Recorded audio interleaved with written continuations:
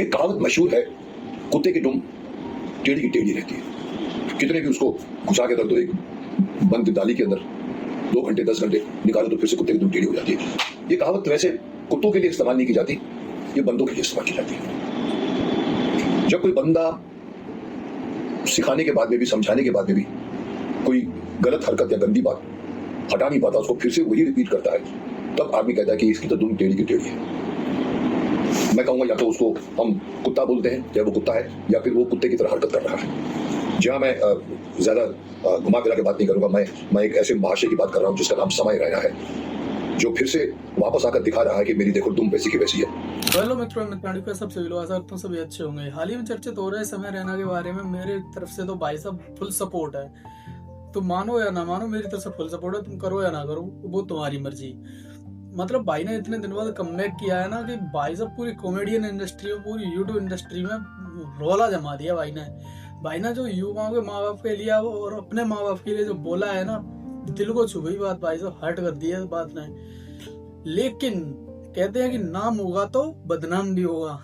तो वैसे ही कुछ निठल्ले बेरोजगार इन्फ्लुएंसर्स आए हैं, जैसे मुकेश खन्ना, एजाज खान। मतलब इन लोगों के लिए कोई काम नहीं है, मतलब बेरोजगार की तरह बैठे रहते हैं। मतलब कोई भी इनको ट्रोल करे, ये उसको ट्रोल करना शुरू कर देंगे। मतलब ये भगवान है, इनको कोई ट्रोल नहीं कर पाए, ये सभी को ट्रोल कर देंगे।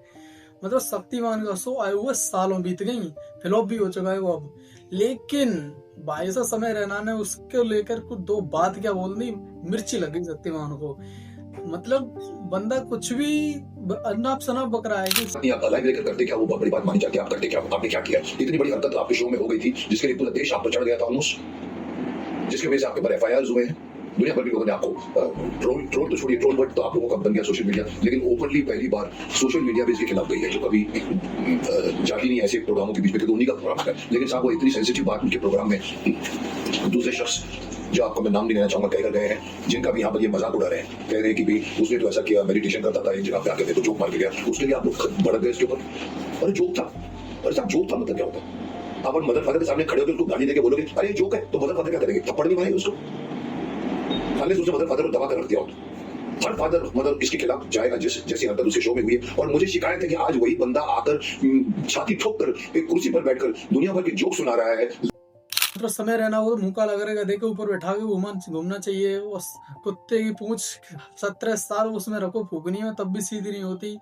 कुत्ते की दुम है समय रहना। मतलब बंदे ने इतना ज्यादा ट्रोल किया है जितना वो अपने पिछले शो में भी ट्रोल नहीं हुआ था इतनी ज्यादा। लेकिन भाई साहब पर कच्चे उड़ा रही है शक्तिमान ने। मतलब शक्तिमान और मुकेश खन्ना, इन्होंने जो बोल दिया वो बिल्कुल सही है, बाकी सब गलत है। मतलब इनको किसने हक दिया कि तुम इसके लिए ट्रोल करो, इसके लिए गलत बोल सकते हो, इसके लिए गलत नहीं बोल सकते? मतलब समय रैना ने तो अपनी भड़ास निकाली थी, और भड़ास निकालना कोई गुनाह नहीं है। समय रैना ने एक एग्जाम्पल सेट किया था शक्तिमान को लेकर या फिर अमिताभ बच्चन को लेकर, लेकिन इसको मिर्ची पता नहीं किधर से लग गई। और भड़ास निकालना कोई गुनाह नहीं है, फ्रीडम और स्पीच है। पहले तो भाई शक्तिमान को कोई इनवाइट नहीं करता प्रेसों में, अगर कोई इनवाइट कर भी लेता है तो भाई शक्तिमान अपने को भगवान समझ लेते हैं। मतलब इन्हें ही सब कोई पूछेगा और कोई किसी को नहीं पूछेगा। मतलब बंदे को कुछ भी बकचोई छांटने लिए कुछ ना कुछ वजह चाहिए, बकचोई छांट देगा शक्तिमान। जिसके अंदर उन्होंने अमिताभ बच्चन साहब को रोस्ट किया कि जो है सबको पोलियो पिलाते लेकिन अपने बच्चे को खड़ा नहीं कर पाए, तो क्या कहना चाहेंगे आप उसके बारे में? अब इस बदतमीज आदमी को मैं क्या बोलूं? ये अपने माँ बाप से भी ऐसे ही बात करता होगा शायद। हिंदुस्तान के इतने बड़े महानायक अमिताभ बच्चन साहब, जिसने हिंदुस्तान को सदियों से एंटरटेन किया, आज उनको, उनकी वाइफ को, उनके बच्चे को कोई भी आके कुछ बोल जा रहा है। अरे समय रैना, तेरा समय खराब चालू हो गया बेटा आज से। मेरे को तो किधर दिखना भी मत तू, क्योंकि मैं तो बच्चन साहब का बहुत बड़ा फैन हूं, पंखा उनका, और बहुत सारे पंखे बच्चन साहब के जो तेरे को ना ढूंढ रहे अभी। बेटा तू है ना, थोड़ा इज्जत से चल, हर बिल में हाथ मत डाल। सब में छुआ नहीं होता है, किसी में सांप निकलेगा ना काटेगा तेरे को। काय के लिए तू? हाँ, अमिताभ बच्चन साहब को तू बोल रहा है उनके बेटे को खड़ा नहीं कर पाए। बेटा तो खाली अमिताभ बच्चन का ए है ना, उसमें तेरी जिंदगी का पूरा समय निकल जाएगा बेटा, ये याद रख। और मुझे मत दिखेगी ना कहीं पे, तू जिधर दिखा उधर तेरे कान चेक करूंगा मैं, याद रखना।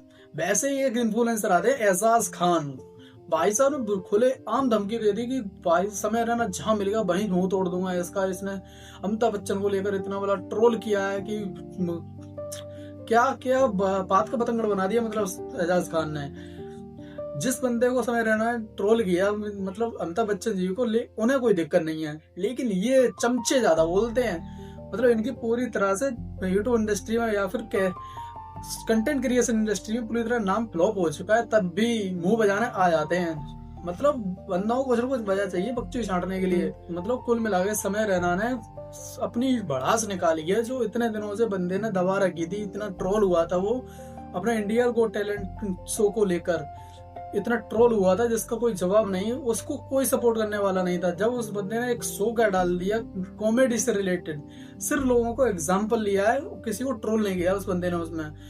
लेकिन उसी में लोगों के लिए मुंह फूटने लगे कि समय रहना ये कर देंगे, वो कर देंगे, फलाना कर देंगे, दिमाग ढिमकाना कर देंगे। मतलब भड़ास निकालना भी गुनाह बना दिया लोगों ने।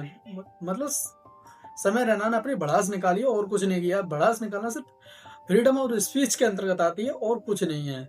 मतलब समय रहना ने बिल्कुल सही किया है।